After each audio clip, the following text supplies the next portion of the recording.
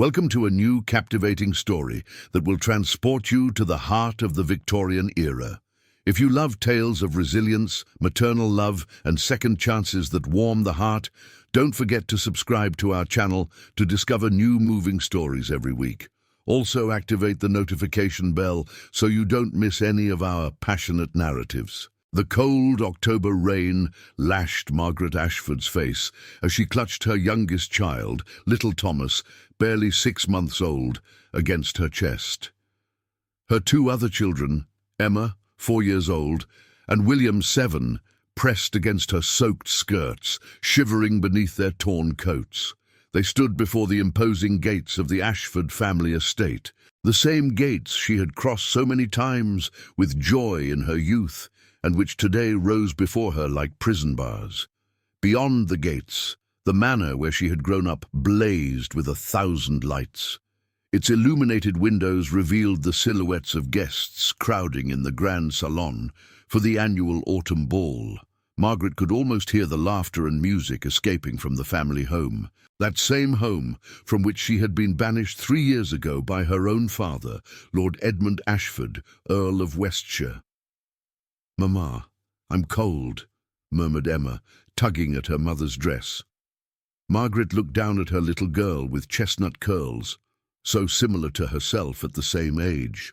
Emma's large brown eyes looked at her with absolute trust, that innocent faith that only children can have in their parents. How could she explain to her children that they had nowhere to go, that all doors were closing before them? "We're going to find a warm place, darling," she lied with a smile she hoped was reassuring. "Papa will help us." But Margaret knew it was false. Lord Edmund Ashford had been categorical 3 years ago. She was no longer his daughter, she no longer had a family, and never would she set foot again on Ashford lands. All this because she had dared to marry James Whitmore, a simple country doctor, against her father's will, who had destined her for the son of the Duke of Somerset. Margaret still remembered that last confrontation with her father, in that same study where she had spent so many happy hours listening to his childhood stories. Lord Edmund had stood behind his imposing mahogany desk, his icy grey eyes reflecting an anger she had never seen in him.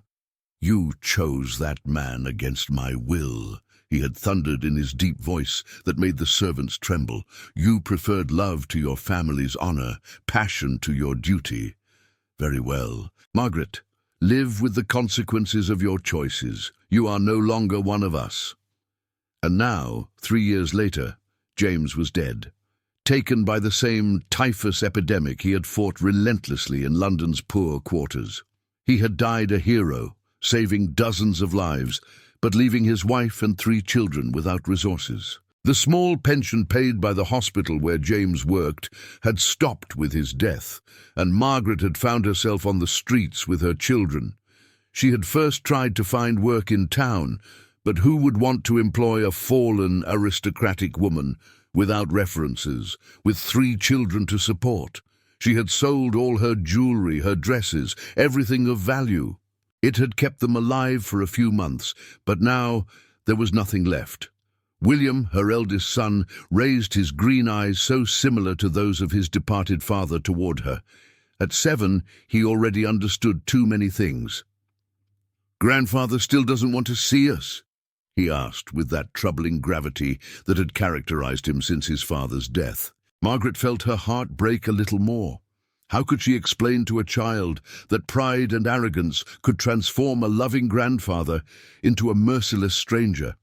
How could she tell him that sometimes adults were capable of cruelty beyond understanding? "No, my dear," she replied, stroking her son's brown hair, "but we're going to manage. We've always succeeded, haven't we?" At that moment, the great door of the manor opened and a familiar silhouette appeared on the steps. Margaret immediately recognized her younger sister, Isabel, resplendent in a royal blue silk dress adorned with lace. Isabel, who had obeyed their father and married the wealthy heir chosen for her. Isabel, who now lived in opulence while she and her children wandered in the cold night. The 2 sisters looked at each other through the wrought iron bars. Margaret saw a mixture of pity and fear pass through her sister's eyes. Isabel took a step toward the gate, then stopped, throwing a worried glance toward the manor. "Margaret," she murmured, her voice carried by the wind. "Is it really you?" "Isabel," Margaret replied, her voice strangled by emotion. "My children are cold and hungry. I beg you." But Isabel was already stepping back, shaking her head. "I can't, Margaret. You know very well I can't. Father has forbidden even mentioning your name in this house. If I were seen talking to you—" "They are your nephews," Margaret pleaded, slightly lifting little Thomas so Isabel could see him better. "Your own blood." Isabel looked away, unable to meet her sister's gaze. "I'm sorry," she murmured, before turning around and running toward the safety of the family manor. Margaret remained motionless for a long moment, watching the door close on her last chance. Around her, her children shivered in the biting cold of the autumn night. She had to find a solution, and quickly. It was then she remembered James's words shortly before his death. He had spoken to her of a patient he had treated, a certain Duke of Ravensmore, who had told him that if he ever needed help, his door would always be open. At the time, Margaret had paid no attention to it, but now it might be her only chance. Ravensmore Castle was 3 days' walk to the north. It was far, very far for a woman with 3 young children and no money. But what else did she have left? She couldn't return to town. All the inns had refused to lodge them for lack of payment. She couldn't stay here either, in the cold with her children. Margaret took a deep breath and tightened her embrace on little Thomas. "Come, my darlings," she said to Emma and William. "We have a long journey ahead of us." "Where are we going, Mama?" asked Emma. Margaret looked one last time at the manor of her childhood, then turned toward the dark road stretching before them. "We're going to look for a new home," she replied with more confidence than she felt, "a place where we will be welcome." And with these words, she took her children by the hand and walked away into the night, leaving behind the past and all its regrets to go toward an uncertain but hope-filled future. The second day of their journey, Margaret felt her strength abandon her. She had carried Thomas in her arms for hours, stopping only to allow Emma and William to rest. Her feet were bleeding in her too thin shoes, designed for salons and not for dirt roads. Her traveling dress, once elegant, was now torn and soiled with mud. The children had eaten almost nothing since their departure. Margaret had managed to buy a little bread and milk with the last coins she had. But it was insufficient to feed 3 hungry mouths. Thomas cried constantly, demanding the maternal milk that Margaret could no longer produce. So exhausted and undernourished was she. "Mama, I can't walk any more," whimpered Emma, stumbling on a stone. Margaret stopped and lifted her daughter in her arms, now carrying 2 of her 3 children. William, despite his 7 years, walked courageously beside her. But she could see that he too was at the end of his strength. "Look, Mama," William suddenly said, pointing toward the horizon. "There's smoke over there." Margaret raised her eyes and indeed saw a thin wisp of smoke rising behind a nearby hill. Where there was smoke, there were people, perhaps even a village. Her heart leaped with hope at this idea. "You're right, my dear," she said, gathering her last strength. "Let's go see." It took them another hour to reach the top of the hill, and when they arrived there, Margaret nearly wept with relief.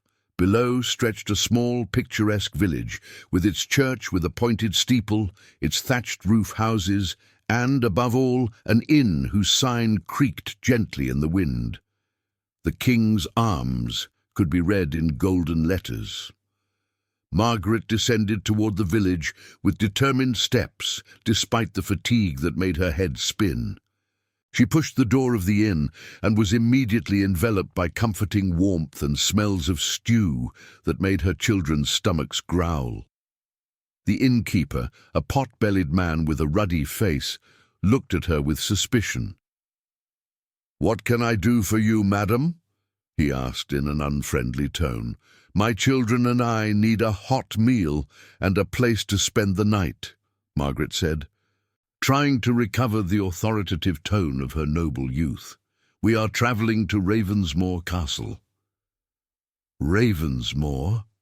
repeated the innkeeper, suddenly more interested. "You have business with the Duke?"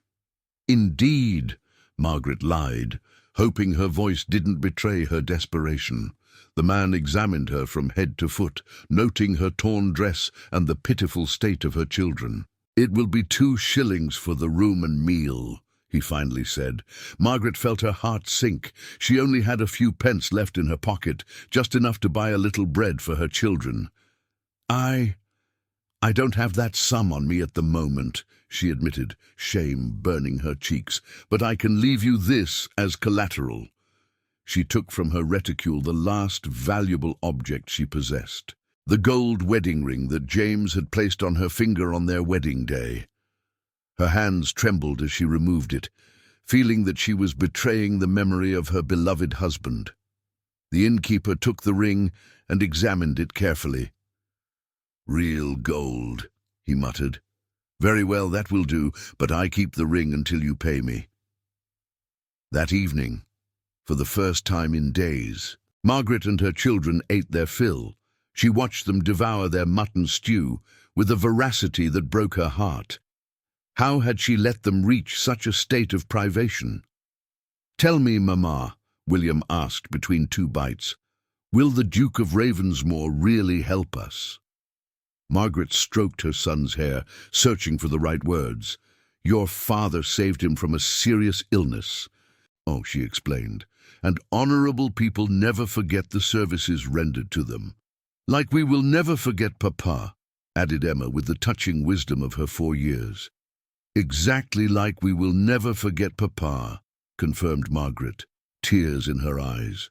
That night, huddled all 4 in the small inn bed, Margaret stayed awake for a long time, listening to the peaceful breathing of her sleeping children. Tomorrow they would arrive at Ravensmoor Castle. Tomorrow she would present herself before a man she didn't know, with only the words of a dead husband as recommendation and the desperate hope of a mother. But looking at the innocent faces of her children, Margaret felt a new determination invade her.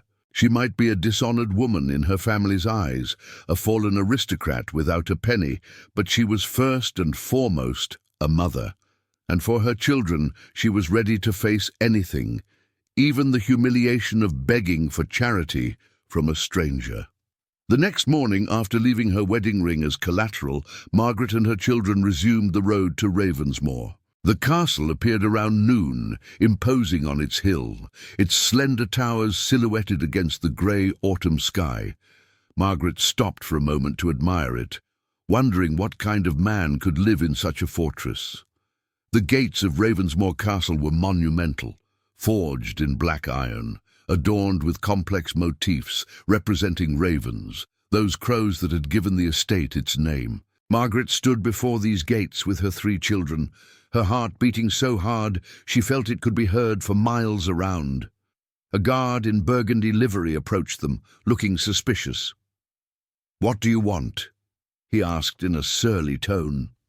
"I wish to see the Duke of Ravensmoor," Margaret replied, trying to recover the bearing of her aristocratic youth. "I am Lady Margaret Ashford." "Well, Margaret Whitmore. My late husband was Dr. James Whitmore." The guard frowned. "Dr. Whitmore, the one who treated his grace last year?" "Yes, exactly," said Margaret, somewhat surprised that James's name was known here. The guard's attitude immediately changed. "Oh, Mrs. Whitmore, the Duke has often spoken to us about your husband, a remarkable man, truly. Wait here. I'll notify his grace." A few minutes later, a distinguished butler with white hair came to fetch them. He led them through perfectly maintained gardens, then into a breathtaking entrance hall. Margaret had never seen such magnificence, even in the Ashford family home.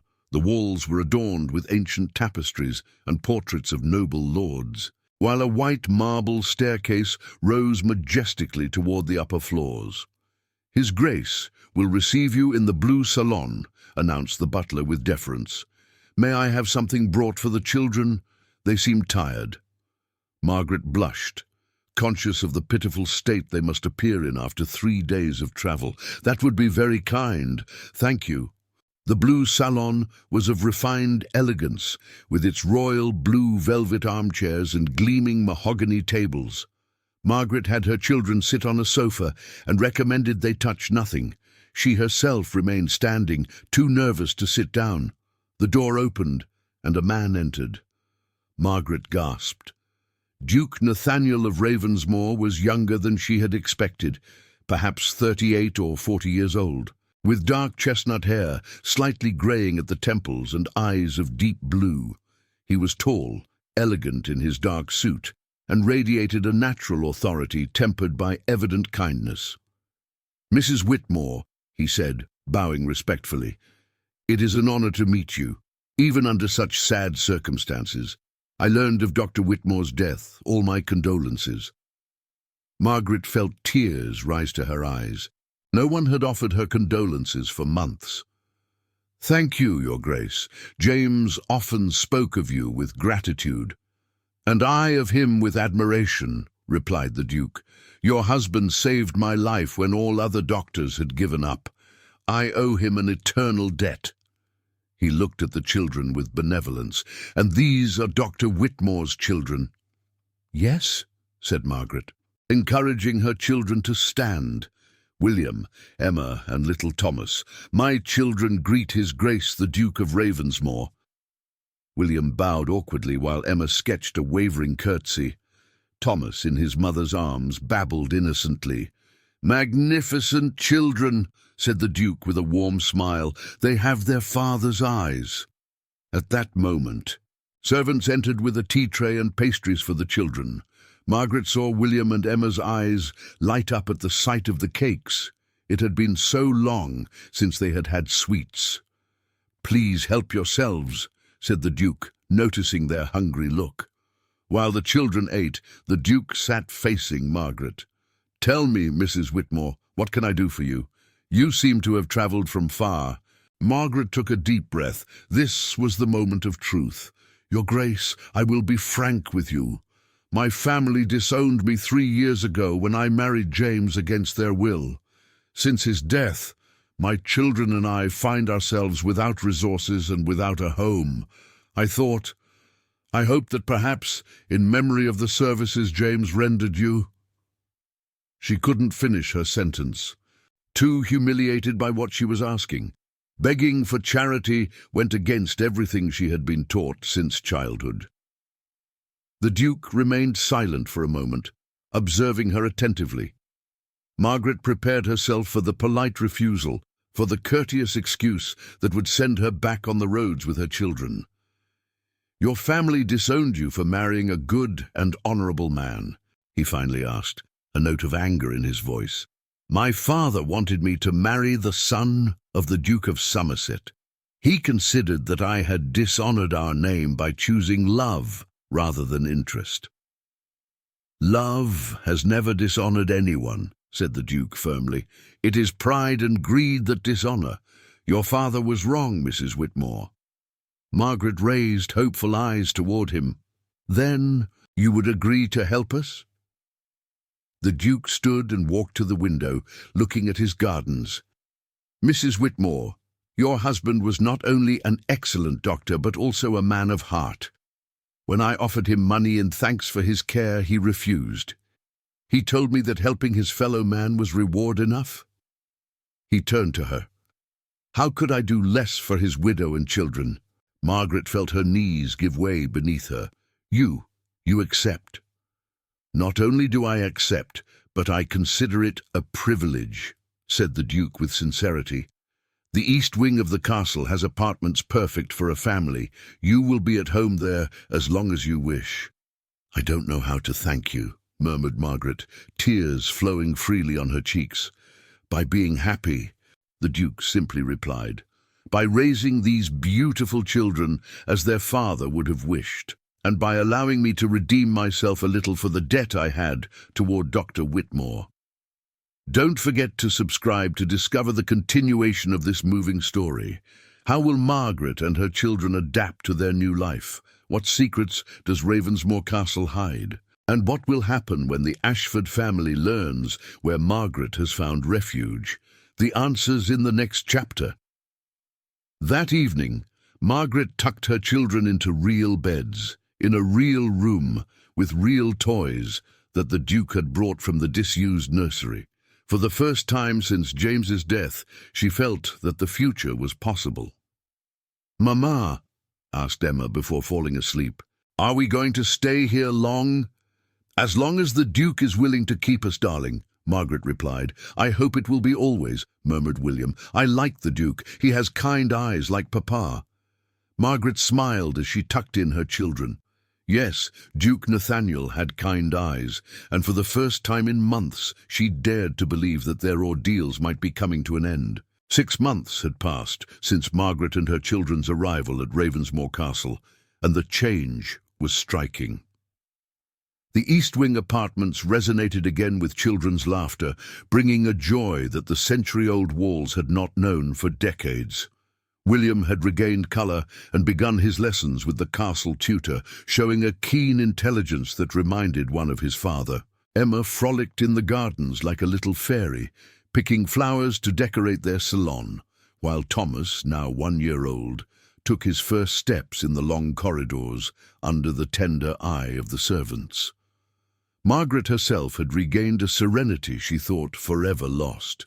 Duke Nathaniel had proven to be a man of exceptional generosity, but also of remarkable delicacy. He had never made her feel indebted, treating her family with the respect due to honoured guests rather than protégés.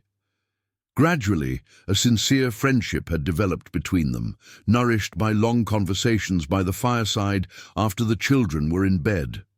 That morning, Margaret was walking in the rose garden with Emma and Thomas when she glimpsed a carriage with familiar coat of arms coming up the main drive. Her blood froze. It was the Ashford equipage. Her father had come here. "Emma, darling," she said, trying to master the trembling in her voice, "take your little brother to see the horses at the stables with William, quickly." The child, sensing the urgency in her mother's voice, obeyed without asking questions. Margaret watched them walk away before heading toward the castle with steps she wanted firm despite her trembling legs. In the great salon, she found Duke Nathaniel facing her father.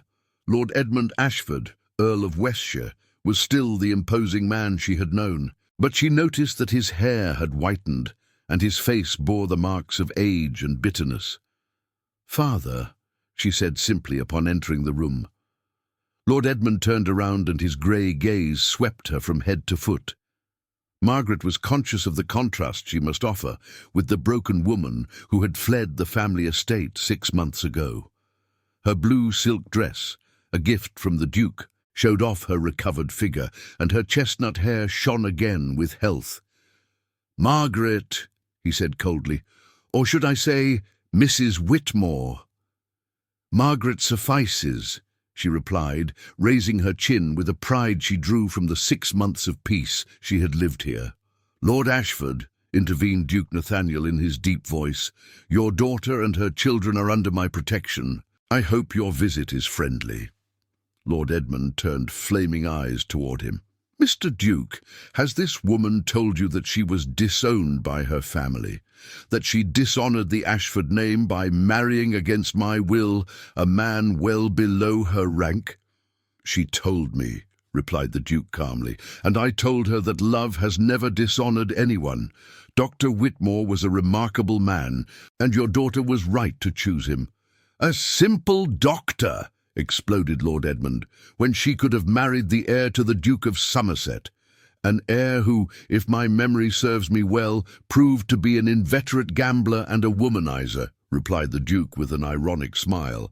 "Margaret escaped an unhappy marriage, Lord Ashford." Margaret observed this exchange with a mixture of anxiety and admiration.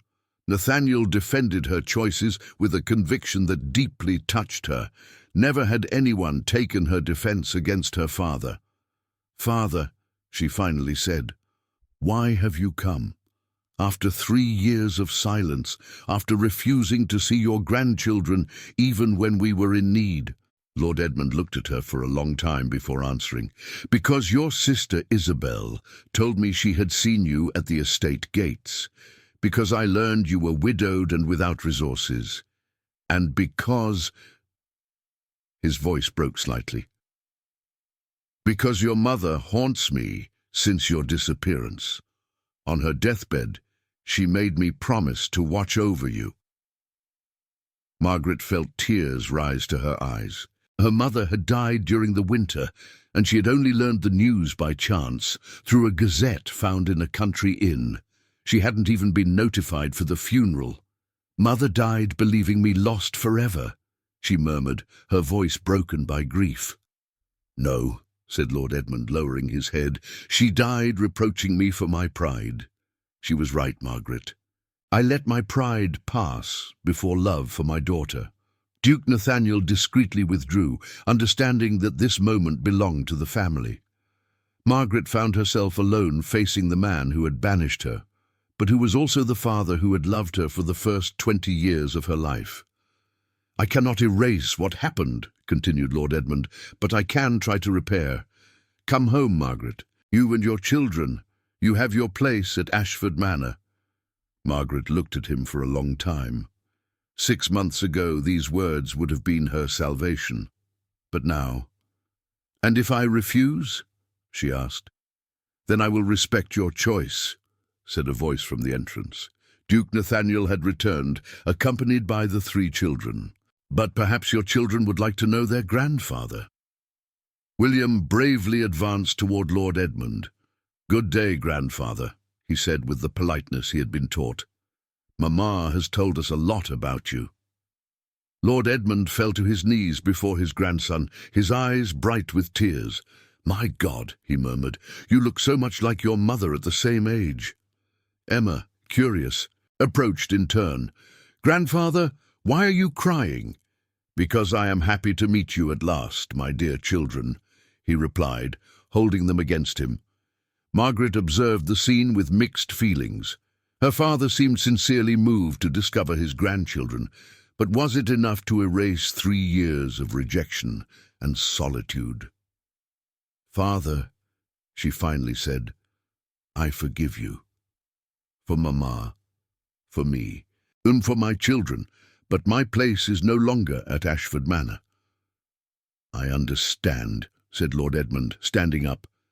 But will you at least accept that I be part of their lives, that I be the grandfather they deserve? Margaret looked at her children, then at Duke Nathaniel, who observed her with benevolence. Yes, she said, they have the right to know their family.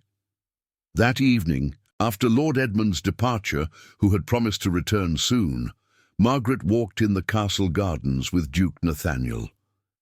The children slept peacefully in their beds, exhausted by the day's emotions.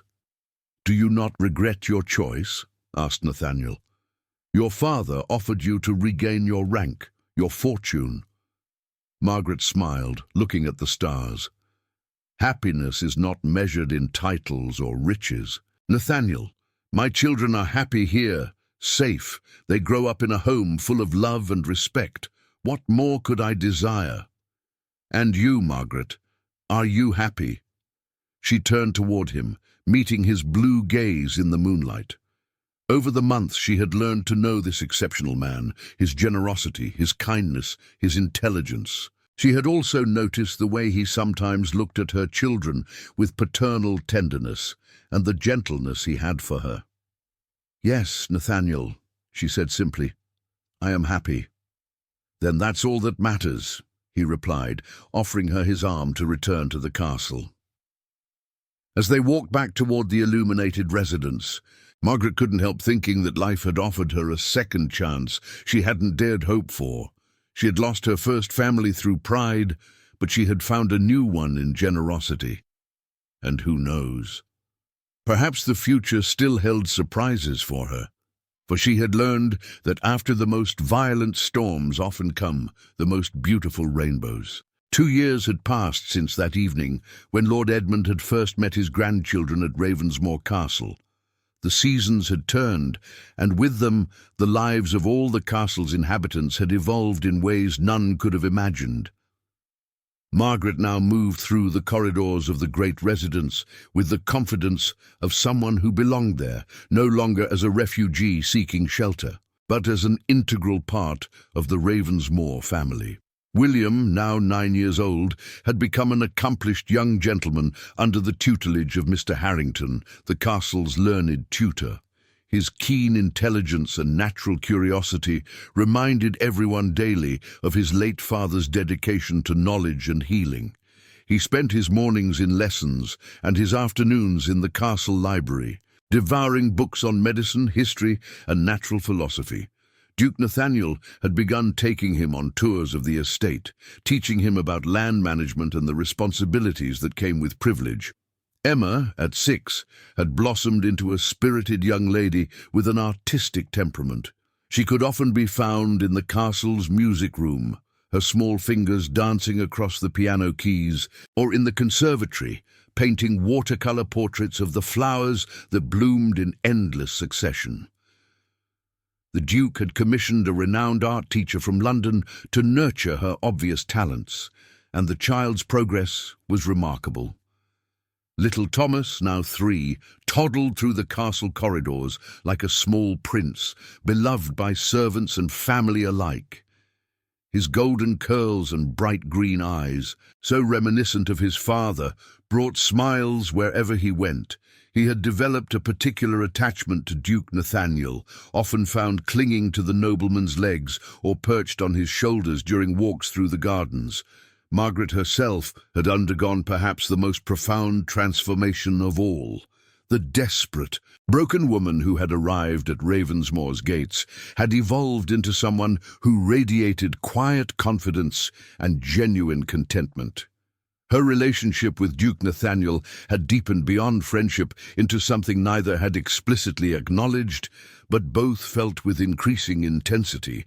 The Duke had proven himself not merely a generous benefactor, but a man of extraordinary character. He treated her children as if they were his own, never making them feel like charity cases or unwelcome guests.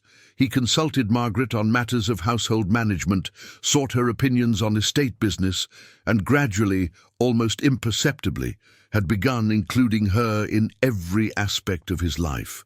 Lord Edmund had become a regular visitor to Ravensmoor, arriving monthly to spend time with his grandchildren and slowly rebuilding the relationship with his daughter that his pride had nearly destroyed forever. The visits were no longer tense affairs, but joyous occasions where 3 generations came together in love and mutual respect. On a particularly beautiful spring morning, Margaret found herself walking through the rose garden that had become her favorite retreat. The climbing roses that adorned the ancient stone walls were in full bloom, filling the air with their intoxicating fragrance. She had taken to coming here each morning after breakfast, finding peace in the quiet beauty of the garden before the day's activities began. "You're up early," came a familiar voice behind her. Margaret turned to find Duke Nathaniel approaching, dressed in his riding clothes, evidently having just returned from his morning ride across the estate. The sight of him still made her heart skip a beat, though she had become adept at hiding such reactions. "The children are still sleeping," she replied with a smile. "I treasure these quiet moments before the household awakens." "As do I," he said, coming to stand beside her near the fountain that served as the garden's centerpiece. "Though I confess, the quiet seems less appealing when you're not part of it." Margaret felt a familiar warmth spread through her chest at his words. Over the months, Nathaniel had become increasingly direct in expressing his regard for her, though always with the perfect courtesy of a gentleman who understood the delicacy of her position. "Nathaniel," she began, then stopped, unsure how to voice the thoughts that had been occupying her mind with increasing frequency. "Yes?" "Do you ever wonder what people say about our arrangement here?" A widowed woman living in your home with her children without the protection of marriage or blood relation. The Duke was quiet for a moment, considering her words carefully. Do the opinions of others concern you greatly? They concern me for your sake, Margaret admitted. Your reputation, your standing in society. I would hate for my presence here to cause you any difficulty. Nathaniel turned to face her fully, his blue eyes serious and intent. Margaret, in the 2 years you have been at Ravensmoor, you have brought more joy, more life, more meaning to this place than it has known in decades. My reputation means nothing to me if maintaining it requires sacrificing the happiness I have found with you and your children. And the intensity of his words made Margaret's breath catch. They stood looking at each other in the morning sunlight, both aware that they had reached a moment of crucial importance in their relationship. "What are you saying, Nathaniel?" she asked softly. "I am saying that I love you," he replied with quiet conviction. "I love your strength, your grace, your devotion to your children. I love the way you have made this castle a true home.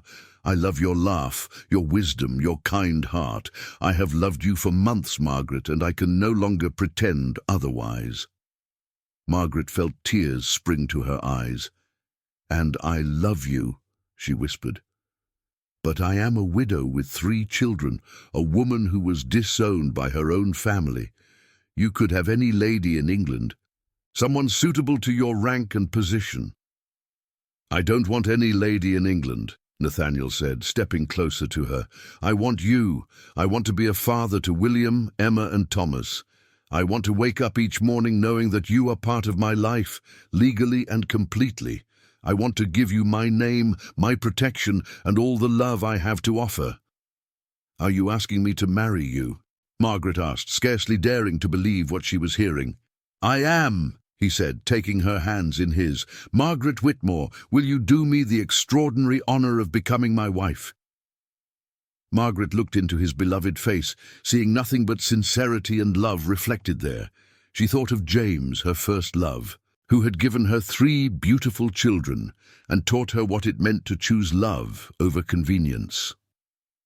She knew in her heart that he would want her to be happy, would want their children to have a loving father figure. "Yes," she said, her voice breaking with emotion. "Yes, Nathaniel, I will marry you." The Duke swept her into his arms, spinning her around the garden as she laughed with pure joy. When he set her down, he cupped her face in his hands and kissed her tenderly, sealing their promise to each other. Their wedding 6 months later was a grand affair, attended by nobility from across England. Lord Edmund walked his daughter down the aisle, tears of joy and pride streaming down his face as he gave her hand to the man who had shown such extraordinary generosity and love to his family. William, Emma, and Thomas stood as honored participants in the ceremony, officially becoming part of the Ravensmoor family they had already come to love so deeply. As Margaret spoke her vows in the ancient chapel at Ravensmoor, she marveled at the journey that had brought her to this moment. From the desperate woman begging at her father's gates to a duchess beloved by her husband and children, surrounded by love and security she had never dreamed possible. Life had taught her that love comes in many forms, that families can be built through choice as well as blood, and that sometimes the darkest moments lead to the most brilliant dawn. As she looked into Nathaniel's eyes and promised to love him for all the days of her life, Margaret knew that her story of redemption was complete, and her story of true happiness was just beginning. Thank you for following this beautiful story of redemption and second chances. If you enjoyed discovering how love and generosity can triumph over pride and prejudice, don't hesitate to subscribe to our channel for more moving Victorian-era stories. Activate the notification bell and share your favorite.